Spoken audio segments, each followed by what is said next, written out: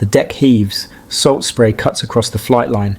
The USS Hornet rolls in the grey Pacific 650 miles from Japan, too far, impossibly far for a B-25 Mitchell bomber, a plane built for land bases, not carrier decks. Lieutenant Colonel James Doolittle stands near the island superstructure, collar up against the wind. Rain streaks his flight jacket. He watches his bombers lashed to the pitching deck, wings nearly touching. 16 aircraft, 80 men, no margin for error. A sailor runs past, shouting something lost in the roar of wind and waves. Doolittle checks his watch, 0600 hours, April 18th, 1942. They were supposed to launch at dusk, under cover of darkness 400 miles closer, but a Japanese patrol boat spotted the task force 2 hours ago. The cruiser Nashville sank it with gunfire, but the damage is done. Radio signals went out. Tokyo knows something is coming. Now they launch at dawn, in full daylight, in rough seas, with half their fuel margin gone. Doolittle looks down the deck at his lead bomber. Engines cold, propellers still. The deck crew scrambles to pull chocks and position the aircraft. Spray washes over the bow. He turns to his co-pilot. Time to wake them up. The first engine coughs, then roars. 4 months earlier, the war is going badly. Pearl Harbor burns in the American consciousness. The Pacific Fleet lies broken in Hawaiian waters. Wake Island has fallen. Guam is gone. The Philippines are collapsing. Japanese forces sweep through Southeast Asia like a flood. Hong Kong, Singapore, the Dutch East Indies, all falling in rapid succession. In Washington, the pressure mounts. President Roosevelt sits in the Oval Office, reading casualty reports. The public wants retaliation. Congress wants action. The military wants time they don't have. Admiral Ernest King stands at the window, arms folded. Chief of Naval Operations, a hard man with little patience for excuses. We need to hit them, he says, on their soil, soon. The problem is simple. No American base is close enough to strike Japan. Army bombers lack the range. Carriers can't risk getting close to the Japanese home islands without air cover. The entire Pacific strategy is defensive, reactive, buying time. But King doesn't accept that. He calls in Captain Francis Lowe, a submariner with unconventional ideas. Lowe has been thinking about carriers, not as floating airfields for naval fighters, but as launch platforms for army bombers, big bombers, planes that could carry real payloads to real targets. Can it be done? King asks. Lowe hesitates. Theoretically, that's not a no. Within days, the idea reaches Lieutenant Colonel James Doolittle, a legendary pilot, engineer, and one of the few men in the Army Air Forces willing to try the impossible. He's flown faster than anyone alive. He's invented blind flying techniques. He's a test pilot who understands risk in mathematical terms. King and Army Air Forces, General Henry Hap Arnold, brief him in a windowless office. The mission: launch Army bombers from a Navy carrier, fly 650 miles to Japan, bomb Tokyo and other cities, continue west to China, land at friendly airfields, avoid capture. Doolittle listens without expression. Survival rate, he asks. Unknown, he nods. I'll do it. They choose the B-25 Mitchell, a twin-engine medium bomber, tough and reliable, but it's never been launched from a carrier. The wingspan is too wide, the takeoff distance is too long, the weight is too much. Doolittle strips everything non-essential. Extra armour comes off, guns are reduced, fuel tanks are added in every available space, even in the crawlways. The planes are modified in secret at a California airbase, painted in low-visibility schemes. 24 crews volunteer, all experienced, all aware this is one way. They train at Eglin Field in Florida, practicing short takeoffs on a runway painted to match a carrier deck. Again and again, engines screaming, brakes locked, then released, throttles full, tail up, wheels lifting just past the white line. Some crews don't make it, practice crashes. Nerves, reassignments, 16 crews remain. They don't know the target, they don't know the timeline, they only know they're training for something that's never been done. On April 2nd, 1942, 16 B-25s are loaded onto the USS Hornet in San Francisco Bay. Deck crews winch them aboard, wings folded, fuselages secured, sailors stare. Army pilots wander the ship, out of place in their leather jackets and garrison caps. The Hornet sails under the Golden Gate Bridge in morning fog. No one waves. At sea, Captain Mark Mitcher, commanding officer of the Hornet, gathers the crew over the ship's intercom. This ship will carry the army bombers to the coast of Japan. They will bomb Tokyo. Silence. Then cheers erupt across the ship. Wild, unrestrained, sailors pound bulkheads. The war has been nothing but retreat. Now, finally, a strike back. The task force rendezvous with Admiral William Bull Halsey's carriers north of Midway. 2 carriers, 4 cruisers, 8 destroyers. They turn west toward Japan, running silent. Doolittle briefs his crews in the Hornet's wardroom. Target folders are passed around. Maps of Tokyo, Yokohama, Nagoya, Osaka, Kobe. Industrial sites, docks, factories. Orders are clear. Military targets only. No Imperial Palace, no indiscriminate bombing. We hit them hard, Doolittle says. Then we get out. He doesn't mention that the return plan is thin. The Chinese airfields are hundreds of miles inland, over mountains, with no navigation aids and uncertain fuel reserves. No one asks. For 2 weeks the task force drives west across the Pacific. Radio silence. Zigzag patterns to avoid submarines. Lookouts scan the horizon constantly. The seas grow rough as they approach Japanese waters. Doolittle's crews check and recheck their bombers. Fuel is topped off. Bombs are loaded. High explosive and incendiary clusters. Guns are test-fired over the side, tracers arcing into the swells. Some men write letters, though. There's no way to mail them. Others sleep. A few play cards in the ready rooms, betting on things they won't live to collect. On the morning of April 18th, the task force is 650 miles east of Tokyo. The plan? Close to 400 miles by dusk. Launch after dark, strike at night, escape under cover. Then, at 0600 hours, a lookout on the Hornet spots a Japanese patrol boat. Alarm bells ring. The cruiser Nashville opens fire. Shells rip the small vessel apart. It sinks in minutes, but its radio was active. Halsey signals the Hornet. Launch planes. To Colonel Doolittle and his gallant command, good luck and God bless you. The mission is blown. They're launching in daylight, 250 miles farther out than planned. There's no turning back. The deck crew works in controlled chaos. Waves crash over the bow. The Hornet pitches 12 degrees, rolling hard in the storm swells. Deck handlers crouch low, guiding the B-25s into position. Propellers spin. Engines roar. Exhaust fumes mix with sea spray. Doolittle's bomber is first. He straps in. Co-pilot Dick Cole beside him. Bombardier Fred Bramer in the nose. Navigator Hank Potter checking maps. Gunner Paul Leonard in the back. The deck officer stands forward holding checkered flags. He watches the bow rise and fall. Timing is everything. Launch on the upswing or the plane drops into the sea. Doolittle locks the brakes, throttles full. The Mitchell shakes, straining against itself. The flag drops. Brakes release. The bomber lurches forward, wheels rolling, tail lifting, spray everywhere. The deck blurs. The bow rises. Doolittle pulls back. The wheels leave wood. For one long second the nose dips. The ocean rushes up, then lift. The engines bite air. The Mitchell climbs. Doolittle banks left, away from the task force, alone over the empty Pacific. Behind him, 15 more bombers launch in sequence, one every minute. The last plane has 467 feet of deck. Not enough. But the pilot holds the brakes longer, releases late, and lifts off with 10 feet to spare. The task force turns east, running at flank speed. The bombers form loose pairs, flying low, 50 feet above the waves, invisible to radar. Fuel gauges already show the strain. They're burning reserves before they've even reached the coast. No fighter escort, no rescue plan, no radio contact, just 16 bombers heading west into the sun. In Tokyo, it's late morning. The city sprawls beneath a pale spring sky. Wooden houses, tile roofs, narrow streets winding through dense neighborhoods. Factory smoke rises from the industrial districts along the rivers. Trams clatter through intersections. Schoolchildren walk in lines, teachers leading them across bridges. No air raid sirens, no blackout drills. Japan hasn't been attacked in centuries. The idea is unthinkable.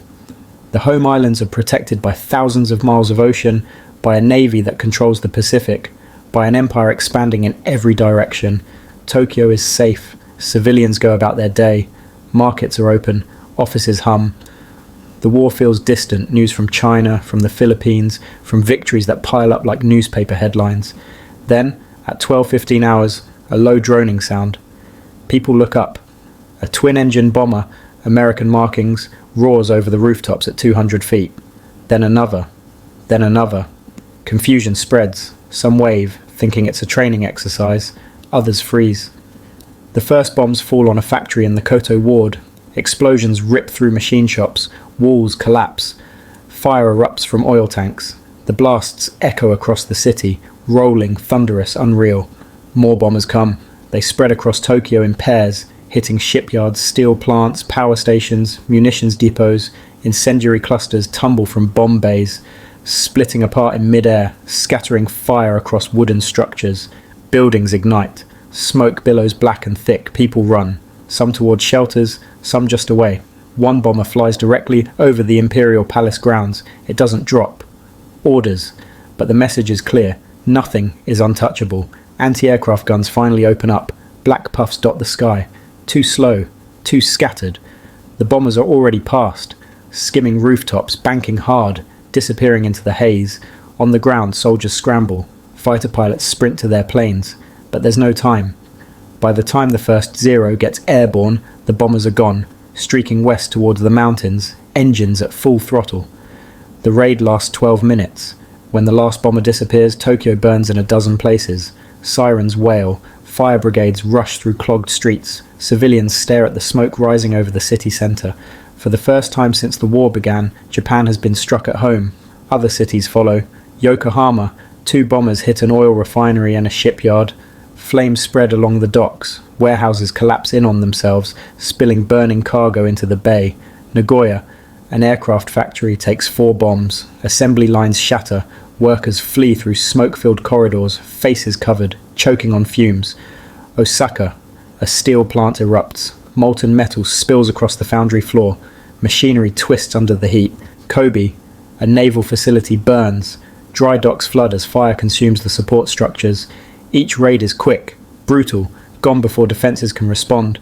The bombers fly west across the Japanese heartland, over mountains and farmland, heading for the coast. Fuel gauges drop into reserve. Some crews dump extra weight, ammunition, equipment, anything to stretch the range. One bomber, damaged by anti-aircraft fire, turns north towards Siberia. It lands near Vladivostok. The Soviets intern the crew. The rest continue toward China. Darkness falls over the East China Sea. Doolittle's bomber crosses the coast south of Shanghai. No lights below, no navigation aids. The weather has closed in. Thick clouds, rain, zero visibility. They're lost. Cole checks the fuel. We've got maybe 20 minutes. Doolittle tries the radio. Static. The Chinese airfields were supposed to turn on homing beacons. Nothing is on. Either the message didn't reach them, or the weather is too bad. They fly blind, instruments only, searching for a break in the clouds. The engines cough. Fuel starvation. We're bailing out, Doolittle says. The crew doesn't argue. They grab parachutes, open the hatch. Wind screams through the fuselage. One by one, they jump into the black. Doolittle is last. He checks the controls one final time, sets the autopilot to continue west, then steps into the void. The bomber drones on for another mile before it runs dry. It glides silently for a moment, then noses down into the mountains, exploding in a flash that no one sees. Across central China, the other bombers face the same crisis. Fuel runs out, engines die. Crews bail into the night, parachutes opening over mountains, rice paddies, forests they can't see. One bomber makes a controlled crash landing on a beach. The crew walks away. Another crashes into a mountainside. 3 men die on impact. Some crews land in Japanese-occupied territory. They're captured within hours. Beaten, interrogated, bound, and marched to prison camps. Others land in free China. Local villagers find them injured, disoriented, unable to communicate. Chinese civilians risk everything to hide them, to guide them to nationalist lines, to smuggle them past Japanese patrols. Doolittle lands in a rice paddy. He's bruised, soaked, alone. A Chinese farmer finds him at dawn, staring at an American with a torn flight suit and a service pistol. The farmer smiles. He gestures, follow. Doolittle does. They walk for 2 days, through villages and footpaths until they reach a nationalist garrison. Doolittle identifies himself. The garrison commander doesn't believe him until Doolittle produces his dog tags. Word spreads. Other crews are found, some alive, some not. Of the 80 men who launched from the Hornet, 3 are killed in crashes, 8 are captured by the Japanese, 3 of those will be executed, 1 will die in captivity, the rest make it out. In Japan, the shock is absolute. Tokyo radio broadcasts emergency reports. Damage is downplayed, minor fires, limited casualties. But the truth spreads through the population like a tremor. The Americans came. They hit the capital. They escaped. The military is humiliated. Emperor Hirohito demands answers. How did enemy bombers penetrate the homeland undetected? Where did they come from? How can this be prevented? Naval intelligence scrambles. Carrier-based attack? Impossible. No carrier planes have that range. Land-based? From where? China? Too far. The Aleutians? Implausible. They don't figure it out for weeks. Meanwhile, the Japanese high command reacts. Plans accelerate. The Doolittle Raid proves that the defensive perimeter is too thin. The Americans are bolder than expected, more aggressive, more willing to take risks.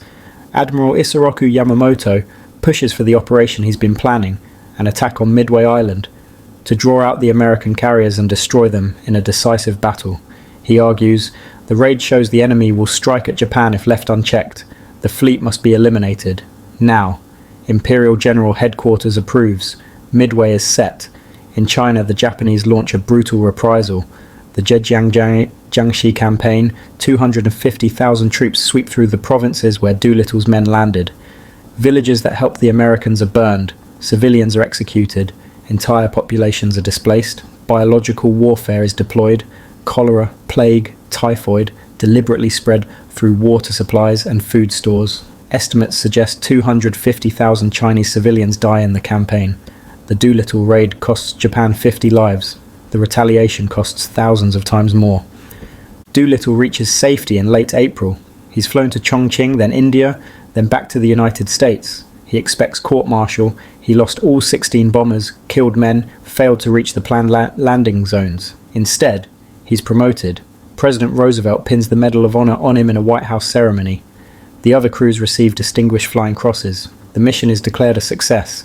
Militarily, the damage is minor. A few factories, some docks, fires that are extinguished within days, but psychologically, the impact is seismic. In America, morale skyrockets. The raid is front-page news. Newsreels play in every theatre. The public is electrified. Finally, a victory. Finally, proof that Japan can be hit. Recruiting stations flood with volunteers. War bond sales surge. The mood shifts from shock and grief to determination. In Japan, the opposite occurs. The military's credibility fractures. Civilians who believed in the invincibility of the homeland now see smoke over Tokyo. They hear the air raid sirens. They feel the fear. Fighter squadrons are pulled back from the front lines to defend the home islands. Resources are diverted. The expansion slows. Yamamoto pushes harder for Midway. The carriers must be destroyed. The threat must be eliminated. On June 4th, 1942, 6 weeks after the Doolittle Raid, the Battle of Midway begins. 4 Japanese carriers are sunk. The balance of power in the Pacific shifts. Japan will never recover. The captured raiders face horror. 8 men are imprisoned in Shanghai. They're tortured, starved, interrogated under methods designed to break them. In October 1942, 3 are executed. Lieutenants Dean Hallmark, William Farrow, and Sergeant Harold Spatz. They're tried in a sham court, convicted of bombing civilians and shot by firing squad. A 4th, Corporal Jacob DeShazer, survives imprisonment. He'll return to Japan after the war as a missionary. Lieutenant Robert Hite endures 40 months in solitary confinement. He weighs 80 pounds when he's liberated in August 1945. The rest of the raiders scatter. Some return to combat. Some train new crews. Doolittle commands bomber units in North Africa, then Europe. He'll end the war as a 3-star general. They don't see each other again for years, but once a year, every April 18th, they meet. A reunion, a toast, a memorial. They drink from silver goblets engraved with their names, one for each man. When a raider dies, his goblet is inverted. The ritual continues for decades. By 2013, only 4 remain. In 2016, the last 3 meet at the National Museum of the US Air Force. They're in their 90s. They can barely stand, but they raise their goblets one final time. The last raider, Staff Sergeant David Thatcher, dies in 2016. The goblets are sealed in a glass case. The mission is over. 80 men, 16 bombers, one mission that lasted less than a day. The Doolittle Raid did not win the war. It didn't destroy Japan's industrial capacity. It didn't cripple the fleet. By the cold metrics of strategic bombing, it was insignificant. But wars are not fought on spreadsheets. They're fought in the minds of populations, in the will of soldiers, in the calculations of commanders who must decide whether to advance or retreat, to gamble or to wait. The Doolittle Raid changed calculations. It forced Japan onto the defensive.